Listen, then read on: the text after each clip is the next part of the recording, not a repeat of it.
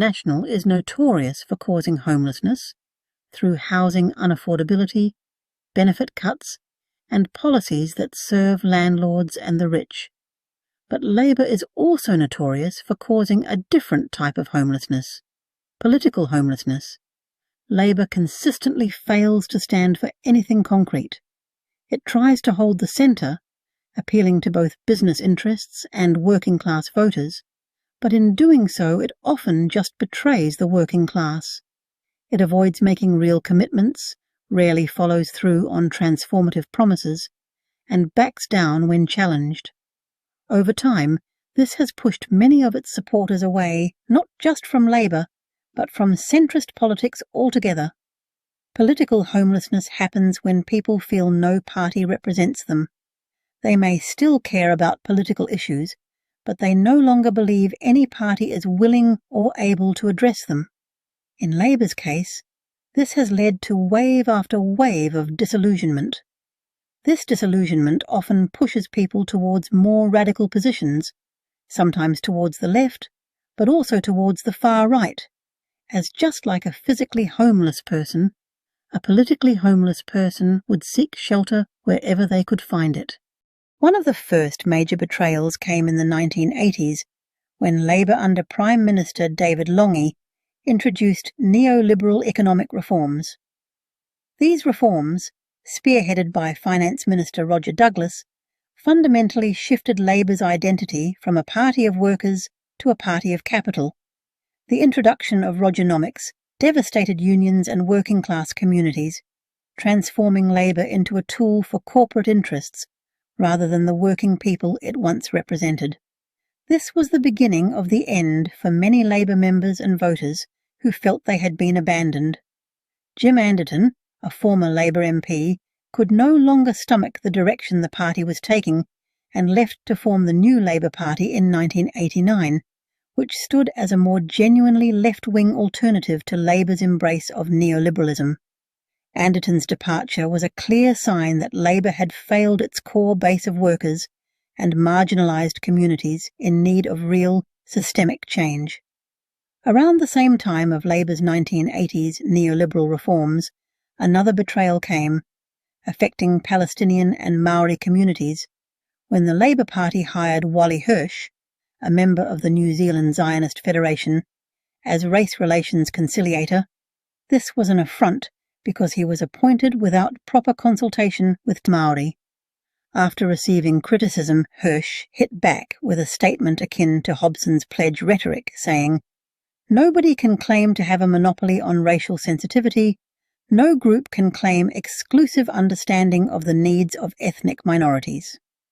Roger Douglas, unhappy with Labour's unfinished commitment to fulfil his neoliberal agenda, left Labour and pushed further right and set up the Association of Consumers and Taxpayers in 1993 and ACT New Zealand as a political party in 1994 with Richard Prebble, another ex-Labour member. In 2004, Helen Clark introduced the Foreshore and Seabed Act, stripping iwi of the right to claim ownership of the seabed and foreshore through the courts. She pushed the legislation through with haste, not out of necessity, but in defiance of a Court of Appeal ruling that upheld Maori customary rights and allowed iwi to pursue claims. Instead of respecting that decision, Clark overruled it. The backlash was immediate.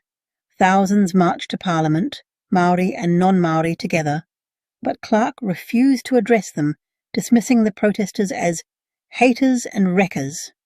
Instead, she posed for a photo op with a sheep named Shrek. That was Labour's priority. That was their message. Tadiana Turia walked away and co-founded the Maori Party after the Foreshore and Seabed betrayal. John Tamihere also moved on, disillusioned by Labour's ongoing failure to deliver for Maori. To this day, Helen Clark says she has no regrets of her handling over the Foreshore and Seabed. In his earlier years, Shane Jones was extremely pro-Maori, taking part in the protest at Bastion Point. Later, Helen Clark urged him to join politics and become a Labour Party member. When he eventually left, he was eventually appointed by National as Pacific Economic Ambassador and went on a Pacific Day speech in 2014, confiding in the crowd about how it was much less stressful than the last 9 years he had in Parliament. My name is Shane Jones, and after 9 years in politics, I find this audience very much more friendly. Thank you very much. A few years later, he aligned with New Zealand First, pushing far-right nationalism and extractivism. Quentin Findlay, on a 2019 speech, said that Labour is a right-wing neoliberal party and had abandoned its original values. Paul Pearce and I were actually colleagues in the New Zealand Labour Party in the 1980s when the Labour Party, of course, erupted into open civil war. So, is the Labour Party a right-wing party or a left-wing party? Well, the Labour Party is a neoliberal party. Basically, in terms of the political spectrum, yeah, it was probably something right. Basically, the sad thing is, of course, the National Party is more right-wing than the Labour Party, and I think that basically says something about the political spectrum here in New Zealand. Recently, Labour has undermined beneficiaries by introducing a two-tier benefit system during COVID-19 restrictions that existing beneficiaries weren't allowed to get, and Chris Hipkins had called Tamitha Paul's comments that some marginalised communities distrust the police stupid, and then when multiple members of the community brought it up, he would downplay or gaslight their experiences. Like people feel less safe when they see more police are wrong.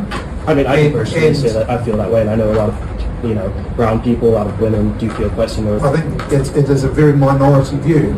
A lot of ethnic minority communities do feel alienated by the police. The New Zealand police is amongst the highest in the world.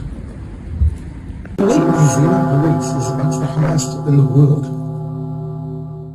You made those comments around the police on the day that a disabled child was forcibly injected with antipsychotics by the police.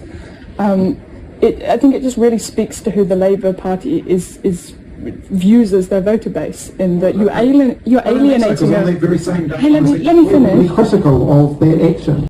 Each of these figures represents a different form of political homelessness caused by Labour's inability to commit to a clear direction. This political homelessness doesn't just happen to their members, but to their voters too. When people are politically homeless, they look for whatever is closest or loudest. Sometimes that's a more progressive alternative, but often it's the far right. Alienation is a major factor in people getting pulled down extremist pipelines. This is why Aotearoa needs more strong, principled political parties on the left. Parties that are clearly pro-worker, pro-Maori, pro-environment and pro-community. Not vague centrism like we see with Labour, but serious, socialist, pro-Maori committed alternatives.